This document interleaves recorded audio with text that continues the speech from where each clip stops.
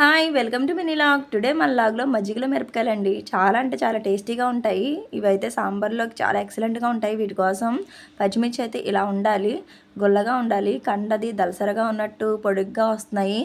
అవైతే మంచివి కదండి, మొత్తం అంతా తేగిడైపోతాయి. మజ్జిగలో నానబెట్టి మనం ఎండబెట్టేటప్పుడు అసలు వాలిపోతూ ఉంటాయి, కరెక్ట్గా రావు. ఇవైతే కరెక్ట్గా వస్తాయి, గుల్లగా ఉంటాయి. అలానే మరీ స్పైసీగా అయితే ఉండవండి, కరెక్ట్గా ఉంటాయి. వీటిని మొత్తం అన్ని కడిగేసుకుని అలా నాట్లు అయితే పెట్టేసుకోవాలి. ఇక్కడ 1/2 కేజీ పచ్చిమిర్చికి ఒక 3/4 లీటరు పెరుగు అయితే తీసుకున్నాను. మొత్తం అంతా కూడా చిలికేసుకుంటున్నాను.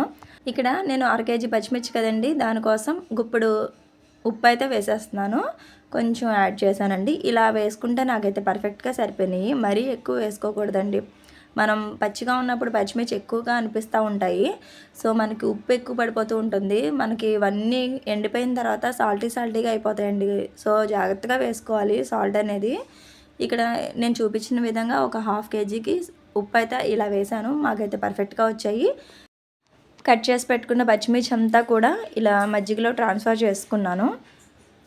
మొత్తం అన్నీ సెట్ అయ్యేలాగా మనం మొత్తం ఒకసారి అలా సెట్ చేసుకోవాలండి.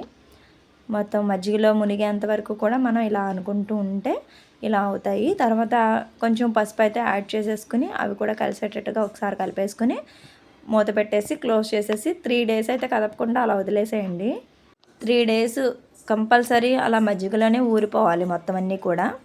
ఇలా మొత్తం అన్నీ ఊరిపోయిన తర్వాత 3rd డే నుంచి మనం మజ్జిగలోంచి ఈ మిరపకాయలు అవి తీసేసి పైన ఎండబెట్టేసుకోవాలి.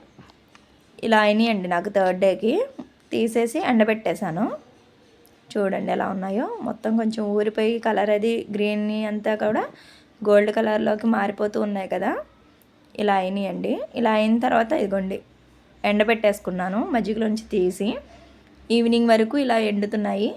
తర్వాత అవి తీసుకెళ్ళి మళ్ళీ ఆ మజ్జిగలో వేసేసాను. అలా నెక్స్ట్ డే మళ్ళీ వేసి మళ్ళీ తెచ్చి మళ్ళీ వేసేసాను ఎండలో. ఇలా మొత్తం మజ్జిగ అంతా అయిపోయేంత వరకు కూడా మనం వేసి తీసి చేస్తూ ఉండాలండి.